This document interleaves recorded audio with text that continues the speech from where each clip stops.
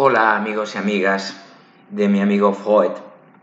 Disculpad que he pasado la mano por delante de la pantalla, pero veía que me veíais recortado un poquito, ¿no? Y he querido conveniente. Bueno, vamos a volver en el día de hoy a la psicopatología. Como siempre, comenzamos con las referencias bibliográficas. Concretamente, permitidme que hoy haga referencia al Manual de Diagnóstico Diferencial DSM-4, el texto revisado de First, Francis y Pincus. Asimismo, el DSM-4, texto revisado, igualmente, impacto potencial en la práctica, la edición española de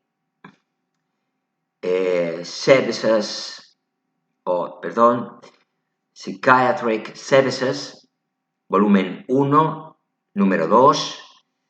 Estamos hablando de un artículo de unas 5 páginas. Autores First y Pincus. Bueno, pues entonces, como decimos, las referencias de hoy son en torno al DSM-4, texto revisado, en el primer caso el Manual de Diagnóstico Diferencial y en el segundo caso el impacto potencial en la práctica de este DSM.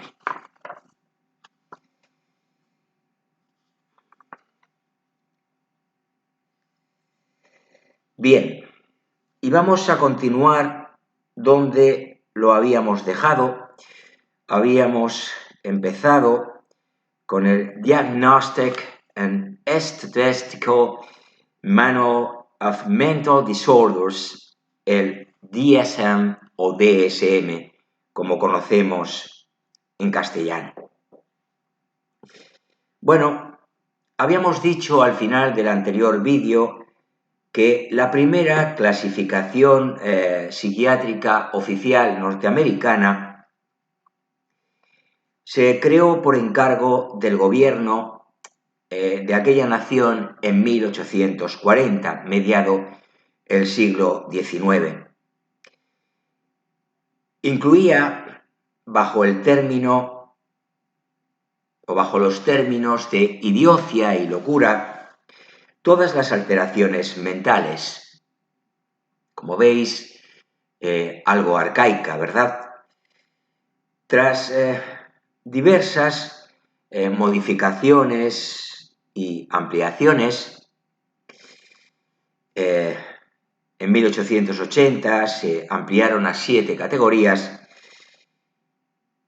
y con el fin de crear un sistema alternativo a la 6ª edición de la Clasificación Internacional de las Enfermedades, el comité precursor de la actual American Psychiatric Association desarrolla el DSM-1 en el año 1952. Esta primera clasificación se organizó en torno al concepto de reacción de Adolf Meyer, quien concebía los trastornos mentales como reacciones a los problemas vitales y a las dificultades del individuo. Algo con lo que nosotros estamos plenamente de acuerdo en este canal.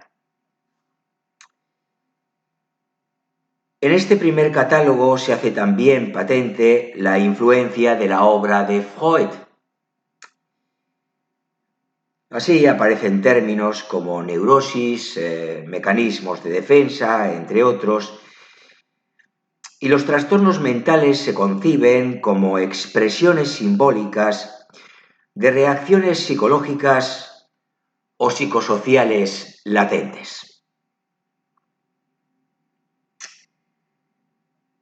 El DSM-2, la segunda edición, por su parte, abandonó la noción de reacción, aunque mantuvo conceptos psicoanalíticos. El resultado fue la ausencia de un principio general organizador y, por tanto, la inclusión como trastornos mentales de una serie de alteraciones que no guardaban una relación mutua aparente, como conductas, fenómenos mentales, reacciones al consumo de sustancias, síndromes orgánicos cerebrales, etc. La vaguedad de la definición de categorías fue ampliamente criticada, como no podía ser de otra manera. Resultó ser un modelo muy parecido a la CIE-8, dada la semejanza en los criterios y en la estructura general. Recordemos que la CIE-8 incorpora un glosario de términos y data de 1967. En la década de los años 70 comienza en los Estados Unidos un nuevo interés por la obra de Kraepelin, por la observación, la investigación biológica y la investigación científica de las alteraciones psíquicas. Este movimiento fue conformado inicialmente por autores como Ravens, Winnicott y Guttzer, y recibió el nombre de corriente neokraepeliana, adquiriendo cada vez un mayor número de adeptos y liderando aún en la actualidad la investigación americana en el ámbito de la clasificación psiquiátrica. Entre las aportaciones de este grupo se encuentra la publicación de los criterios Fagna en 1972, un sistema taxonómico de definiciones precisas de las categorías diagnósticas con el que se intentaba mejorar la fiabilidad y la validez de varios trastornos.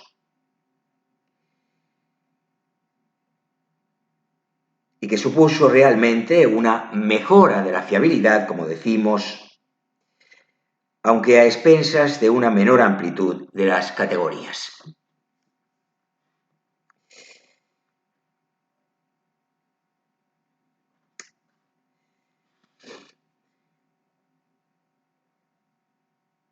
Otra aportación de este movimiento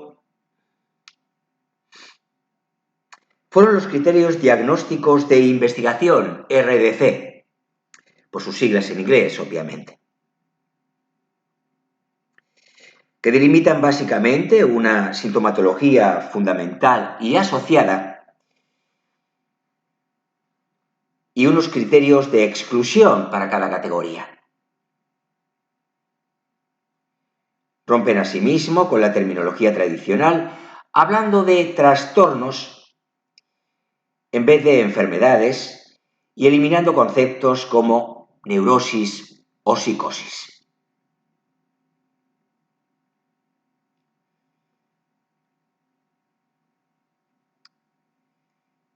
Bueno, estamos hablando de la corriente, como digo, neokraepeliana, que surge en Estados Unidos en la década de los 70. Recordad la importancia de los criterios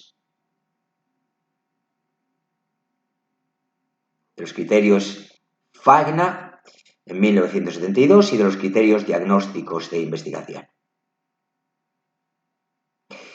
Bien, el DSM-3, seguimos avanzando en las ediciones del Manual Diagnóstico y Estadístico de Trastornos Mentales, constituyó la extensión de los criterios Fagna y criterios diagnósticos de investigación a un número de entidades diagnósticas mayor del contemplado por dichos criterios. Entre los cambios que supuso esta nueva edición, la tercera, respecto a las anteriores, se encuentran la supresión de términos con el supuesto fin de desarrollar un sistema ateórico y descriptivo. Es dudoso que se consiguiera. Lo que finalmente, como decimos, lejos de llevar a un sistema ateórico, llevó a un sistema de defensa de los supuestos médicos en la explicación de la conducta anormal, cosa que no siempre es recomendable.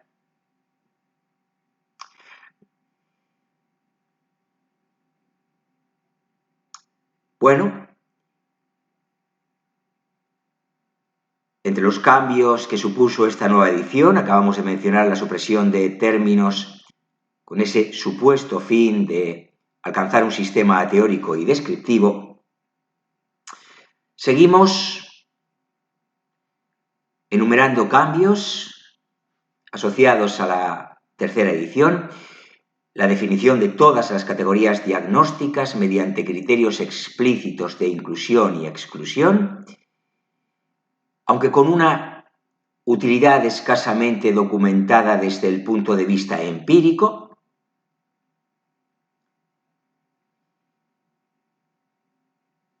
y la inclusión de categorías en las que integrar a los sujetos que no se ajustaban a los criterios definidos para cada categoría.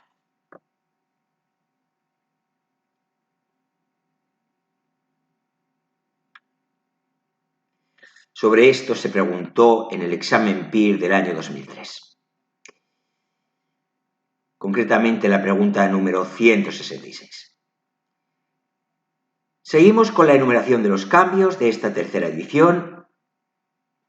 La introducción de un sistema diagnóstico multiaxial con el fin de organizar información relacionada con diversas facetas de cada trastorno, con la utilización de varios ejes para la descripción del paciente en diversos parámetros.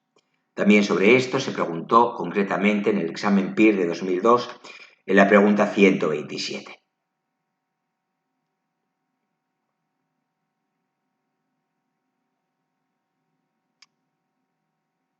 Y finalmente la combinación de la organización multiaxial con una estructura jerárquica que permite evitar que en un mismo individuo confluya más de un diagnóstico. Bien, la revisión del DSM-3 mantuvo el mismo formato que el original y apenas introdujo cambios importantes. Los cambios se redujeron a la reordenación de determinadas categorías y a la mejora de los ejes 4 y 5, relacionados respectivamente con los estresores psicosociales y con el nivel de adaptación del individuo a su entorno.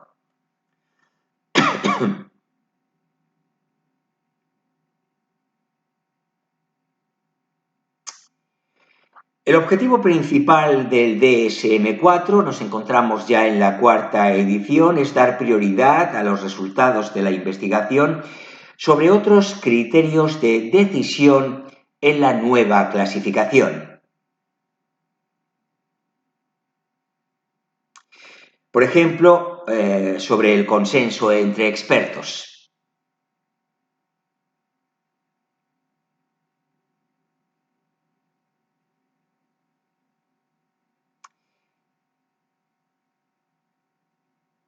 La información empírica se obtuvo de 3 fuentes de datos: revisiones de la literatura científica, análisis de datos y estudios de campo. El sistema multiaxial se conserva como en el DSM-3. Esta edición excluye los trastornos mentales orgánicos e incluye las categorías de delirium, demencia, trastornos amnésicos y otros trastornos cognitivos. Y se producen además pequeños cambios en la conceptualización de ciertos trastornos del estado de ánimo y de ansiedad.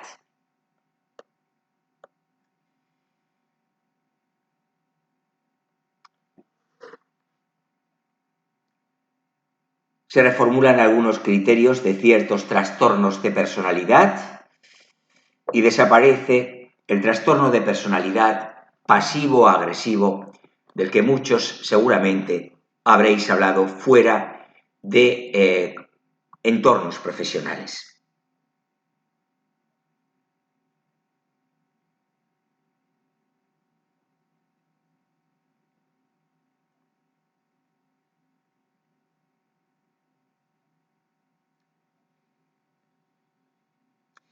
Pasamos ahora al estudio de la CIE 10 y de la cuarta edición del DSM en su texto revisado.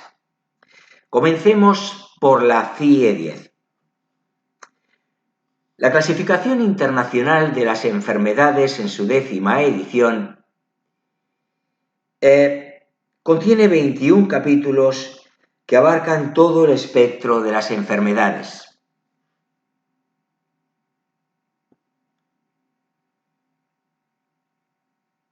En el capítulo 5 se clasifican los trastornos mentales y del comportamiento, así como los trastornos del desarrollo psicológico, que son identificados con la letra F mayúscula.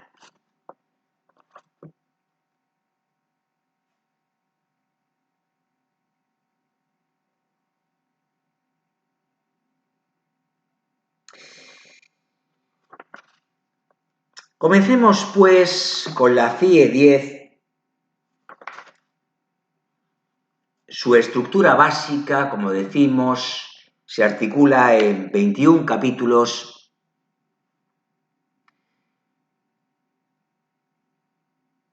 y veamos en el capítulo primero, codificado por las letras A y B, siempre mayúsculas, quedan incluidas ciertas enfermedades infecciosas y parasitarias. En el capítulo segundo, codificado con la letra C de Cataluña, tumores, las neoplasias. En el capítulo tercero, letra D de Dinamarca, enfermedades de la sangre y de los órganos hematopoyéticos, diría yo, mejor, y ciertos trastornos que afectan al mecanismo de inmunidad.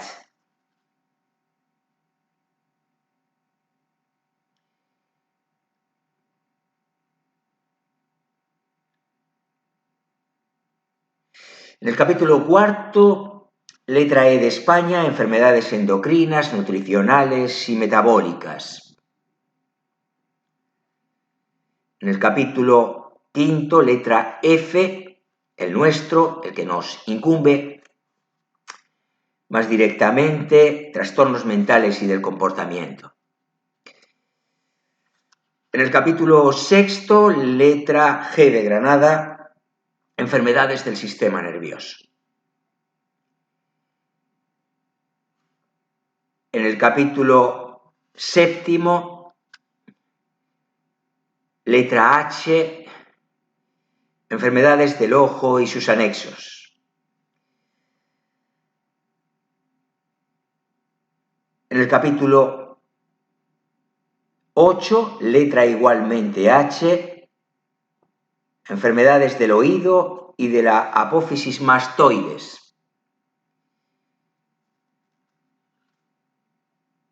Recordemos, los capítulos 7 y 8 están codificados ambos con la letra H. Enfermedades del ojo y del oído.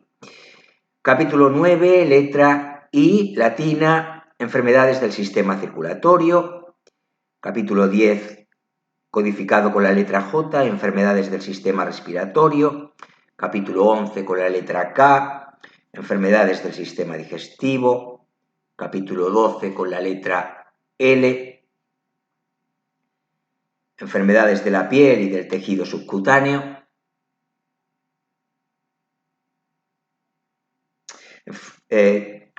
capítulo 13 con la letra M, enfermedades del sistema osteomuscular y del tejido conjuntivo. Capítulo 14, letra N de Navarra, enfermedades del sistema genitourinario. Capítulo 15, letra O, embarazo, parto y puerperio. Capítulo 16, letra P de Pamplona, ciertas afecciones originadas por el período neonatal.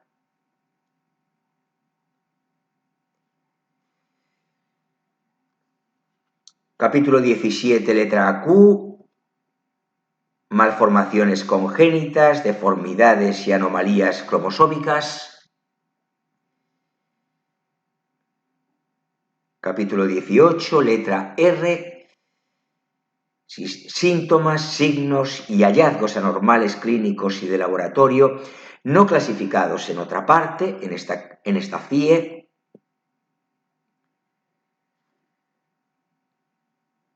Capítulo 19, letra S de Sevilla, traumatismos, envenenamientos y algunas otras consecuencias de causa externa.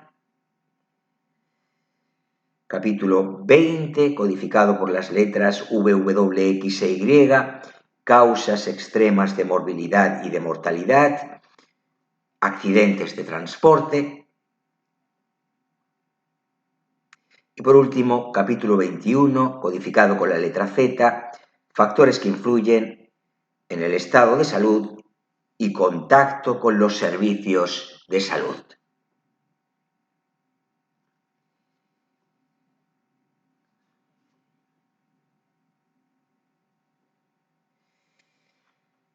Pasamos a las principales categorías del capítulo 5, 5 romano o F mayúscula, letra de codificación.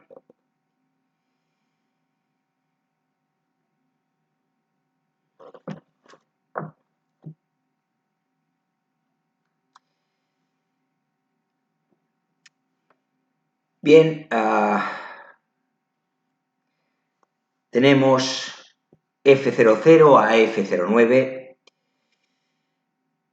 trastornos mentales orgánicos, incluidos los sintomáticos.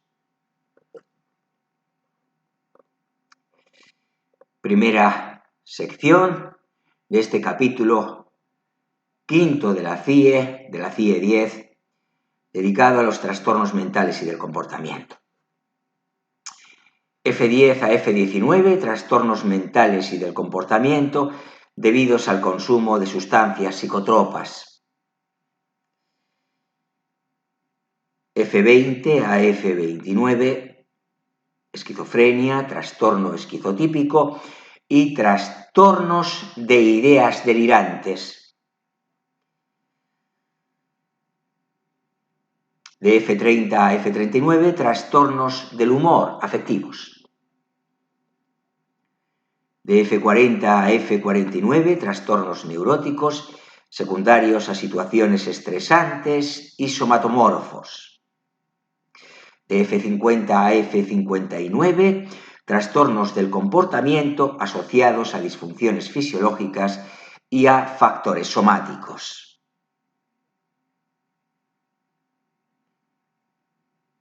F60 a F69, trastornos de la personalidad y del comportamiento adulto. F70 a F79, retraso mental. F80 a F89, trastornos del desarrollo psicológico.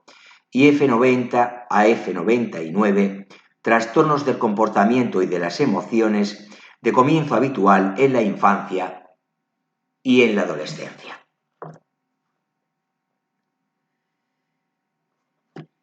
Y aquí tenemos, como vemos,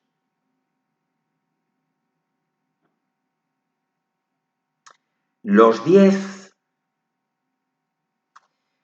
secciones del capítulo 5 de la CIE. Las enfermedades orgánicas en la CIE 10, Se contemplan, aparecen, se ubican fuera del capítulo 5.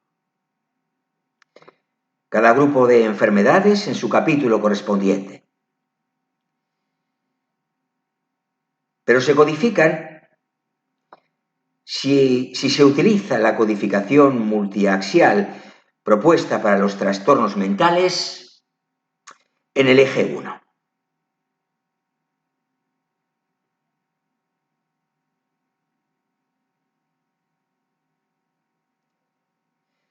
Ambos aspectos son complementarios y para nada contradictorios.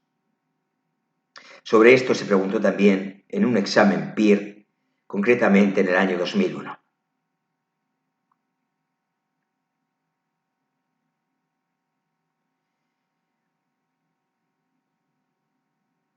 La CIE-10 sigue siendo una clasificación descriptiva y no etiológica, al igual que las versiones precedentes o los sistemas DSM. Aunque implícitamente la etiología forme parte de la organización de una forma muy básica, según su origen orgánico, relacionado con el abuso de sustancias o relacionado con el estrés, como hemos apuntado antes.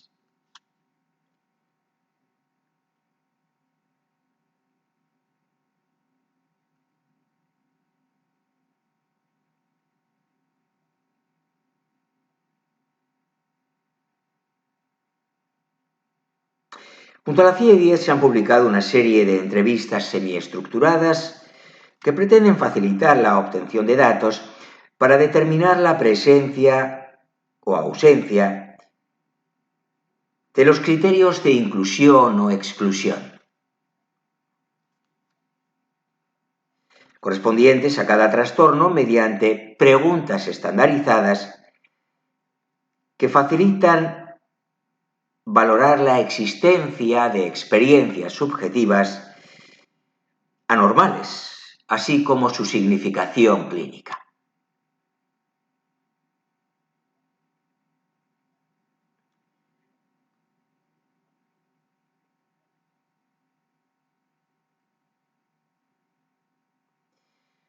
Estas entrevistas semiestructuradas a las que hacemos mención son la CIDI,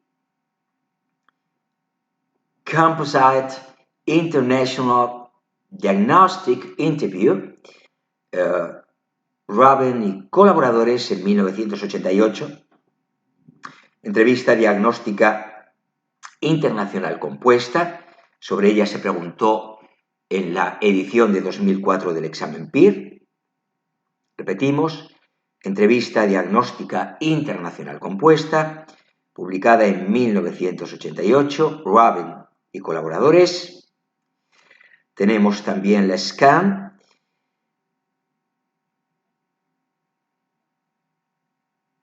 Schedules for Clinical Assessment in Neuropsychiatry, 1993, Organización Mundial de la Salud, cuestionarios para la evaluación clínica en neuropsiquiatría.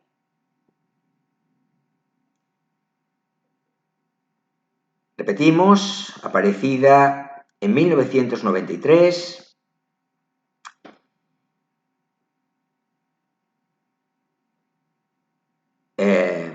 gracias a los trabajos realizados en el marco de la OMS. Es conocida como SCAN,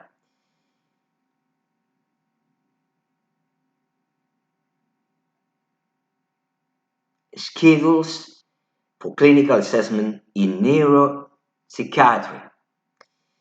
Y por último, la International Personality Disorder Examination, la IPDE, el examen internacional de trastornos de personalidad.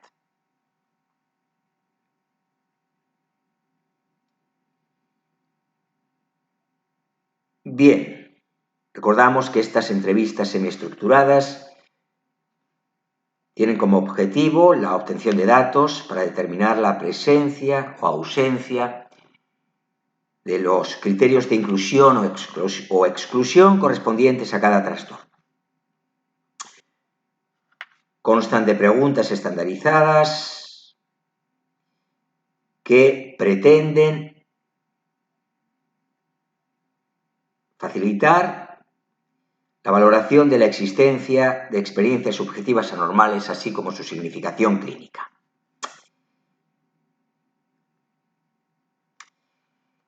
Y ya, tan solo apuntamos, el próximo vídeo nos dedicaremos al texto revisado del DSM-4,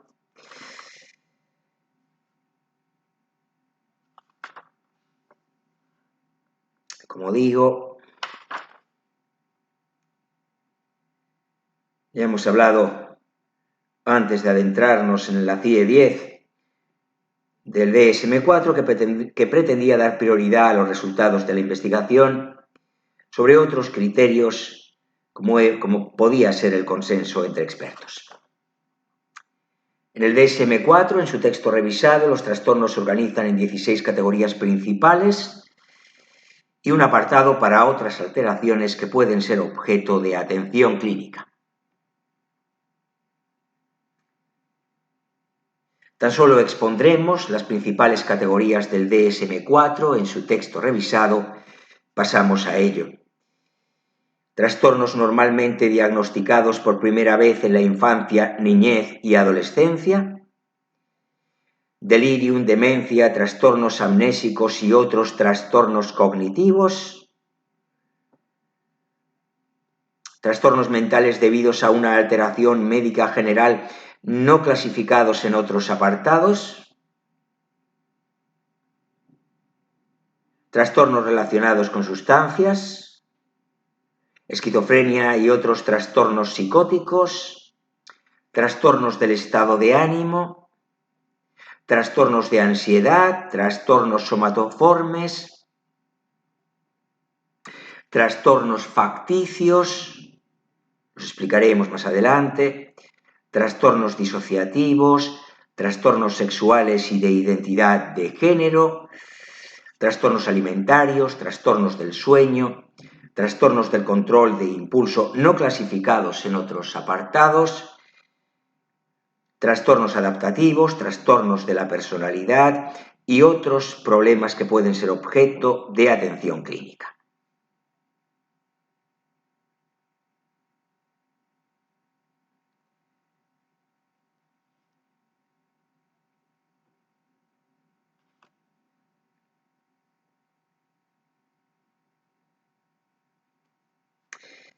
Bueno, pues me parece que lo vamos a dejar aquí.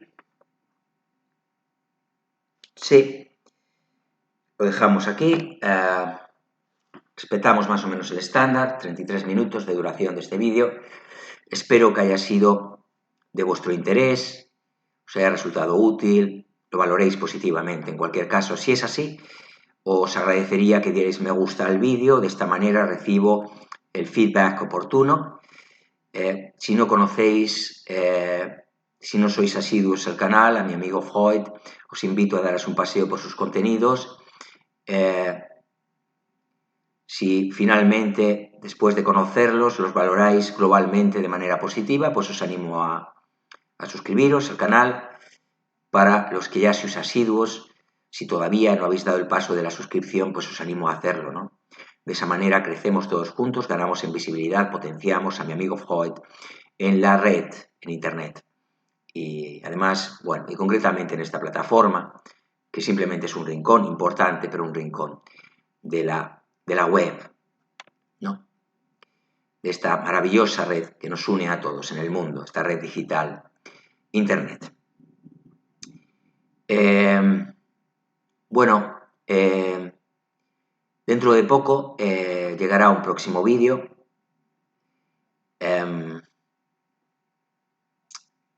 Espero volveros a tener ahí al otro lado de la pantalla y volver a reencontrarnos. No hay nada que me haga más ilusión que mi trabajo sea útil para una audiencia cada vez más numerosa, ¿no? Le da sentido a mi trabajo y eso es lo que me ha hecho mantener un ritmo notable desde que este canal apareció allá por mediados de agosto del año recién terminado 2022.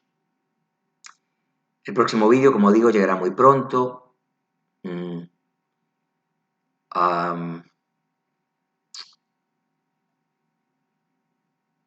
Seguramente versará sobre contenidos psicobiológicos, la rama que nos conecta con la biología dentro de la psicología científica, más concretamente, lógicamente, con la biología humana, pero con la biología en general, puesto que nosotros somos manifestación de vida, aunque, lógicamente, como es nuestra vida, nos parece diferente y especial, ¿no? Es conveniente, por tanto, tomar cierta distancia para ganar en objetividad y en perspectiva. Y nada más, simplemente permitidme, como siempre hago al final de cada vídeo, recordaros que mi amigo Freud, que también es el vuestro, lo fue desde el principio, pero ya poco a poco la audiencia se va dando cuenta de ello, está siempre encantado de contar con vuestra atención, con vuestra compañía, con vuestra presencia, apoyo, con vuestro compromiso con este proyecto que lleva su nombre. Nada más, hasta muy pronto, un saludo muy afectuoso, que estéis muy bien. Gracias, como siempre os digo.